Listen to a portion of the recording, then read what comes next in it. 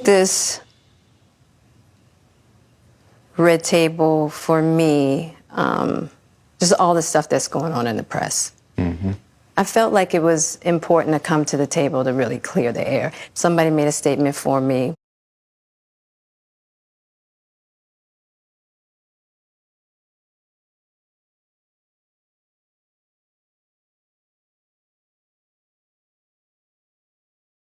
That wasn't a statement I made. That went cray-cray. And one of the reasons why I wanted to come to the table is the media, the headlines. We specifically never said anything. Yeah. We were purposely not saying anything. Any headline that says Jada said or Will said or the Smith said is not true. We specifically never said anything. Right. So coming to the table was like, we just felt like it got to the point where you got to say something. Yeah, and to stop that cycle. Yeah. You know, there's people's feelings involved. Right. Right. You know, and at the end of the day, I don't like how all of this came to be. That doesn't matter. It's all love. Honestly. And I would usually not, you know, that would be something I wouldn't comment on at all. Yeah. You know, and I feel like it's a situation that I consider private. You just feel like it ain't really nobody's business. Yeah. But now Black Twitter has claimed it as their business. But, you know, I feel like it's healing that needs to happen.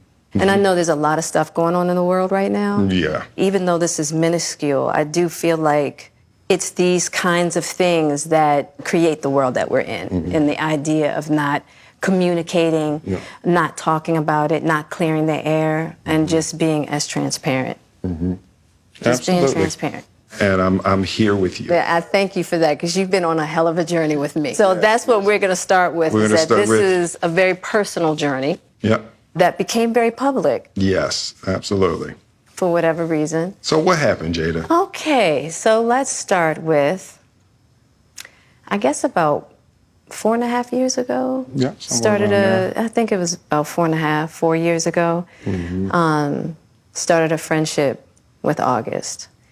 And we actually became really, really good friends. And it all started with him just needing some help. You know, me wanting to help his health, his mental state. Because for me, that was the thing when Aug first came around, he was really sick. He was really sick, yeah. And the outpouring for him from our family was initially about his health. Yeah. And I mean, we found all those different resources, you know, to help pull him through. And from there, you know, you and I were going through a very difficult time. Yeah. And we decided... I was done with your ass. Yeah, you kicked me to the curb. I was done with you. Yeah.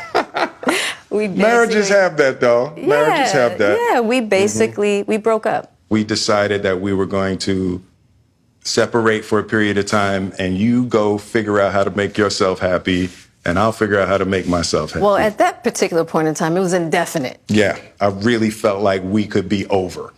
You know? We were over. And then what did you do, Jada? Well, you know, I think from there, you know, as time went on, I got into a different kind of entanglement with August. And one thing I want to get clear about and clean up, one of the things that was kind of swirling in the press about you giving permission, which is, you know, the only person that can give permission in that particular circumstance is myself. Yes, exactly. Yeah. But what August was probably trying to communicate, because I could actually see how he would perceive it as permission, because we were separated amicably. Yeah. And I think he also wanted to make it clear that he's not a homewrecker, which he's not. I think, so, I mean, because this is your red table and you like brought yourself to the red table. I think you need to say clearly what happened. As far as what? You and I decided we were going to take our space, and what happened. Yeah, and then I got into an entanglement with August, that's what I said. An entanglement? Yes. Yes. A relationship? Yes, it was a Yeah. relationship, absolutely. I was in a lot of pain, and I was very broken. Now, in the process of that relationship, I definitely realized that you can't find happiness outside of yourself. Mm-hmm. And luckily enough, you and I were also going through a process of healing in a much different manner. Mm-hmm. I would definitely say we did everything that we could to get away from each other, only to realize that that wasn't possible. So we come into the red table. So I'm in the Jada position right now. So, Okay. you know, you during that time launched into an interaction with August. What do you feel like you were looking for? I just wanted to feel good. It had been so long since I felt good. Right. And it was really a joy to just help heal somebody. Yeah. I think that has a lot to do with my codependency, which is another thing that I had to learn to break in this cycle. Just that idea of needing to fix and being drawn to people that need help, whether it's your health or whether it's your addictions. There's something about that childhood trauma that feels as though it can be fixed through fixing people versus fixing me. Yeah. And I think that that whole process with Aug really showed me that and taught me that. And I'm really grateful for that lesson. I feel like that husband, like I'm with you at the press conference. I'm that husband. Now I got to be with you at the press conference while you like tell the world about your transgressions. Well, Like I love my baby. I'm gonna stand by my baby no matter what. well, you know, I definitely understand why it would look that way or feel that way, but I actually don't look at it as a transgression at all. Through that particular journey, I learned so much about myself and was able to really confront a lot of emotional immaturity, emotional insecurity, and I was really able to do some really deep healing. You know, and as I came through and started to realize certain things about you and I, he decided to break all communication with me, Right. which was totally understandable. Right. And I let that be and hadn't talked to him since. Right. So it is a little weird that all this stuff is coming out now, since this was Yeah, because for me this several- was years ago, right? You know, so the fact that it's coming up now, and I think it could feel weird for people that we're laughing and talking about it, but It happened it's, so long ago. you know, and our experiences of working through it, fighting through it, talking through it, and therapizing Right. through it. I think that the why now is weird. Yeah. When I say it's been a huge healing on my life and just what I had to confront and discover, Yeah. you know, about myself, the ugly truths and the beauty. So it was something that I felt like wasn't really ready to be discussed because there hadn't been that healing, because he hasn't wanted to, you know, Aug and I haven't talked in so long. You know what I mean? So I don't know. This all seemed very strange, you know.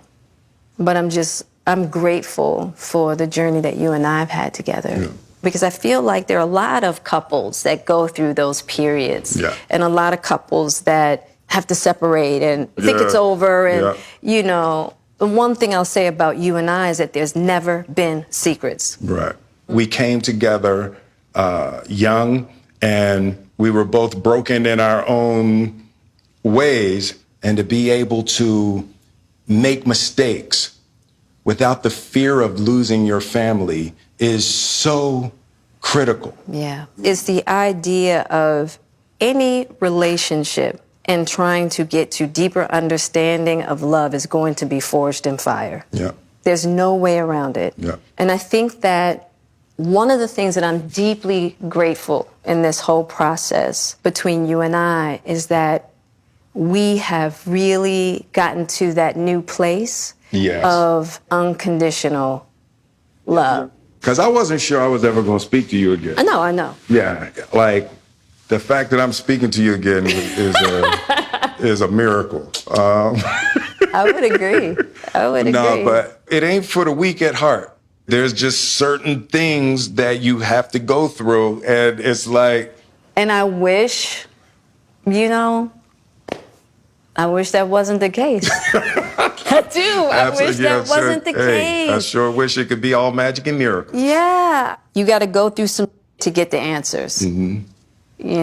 And I'm just happy because I definitely believe that you and we never, ever, ever thought that we would make it back. Yeah, there's a real power in just knowing somebody's riding with you no matter what. Yeah. And you really can't know that until you go through some stuff, I don't want to go through this no more. Yeah, no, I don't either. Yeah.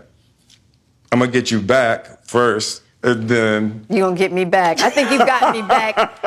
I think we're good on that, okay? Okay, that's probably true. But, and I don't think it's about getting anybody back. No, for me it is. Okay. I'll give you that petty if that's what you want. But, I will definitely say it's just part of it. Yeah. If you expect to be with somebody for a lifetime. 25 years and counting. We ride together. We die together. Bad marriage for life.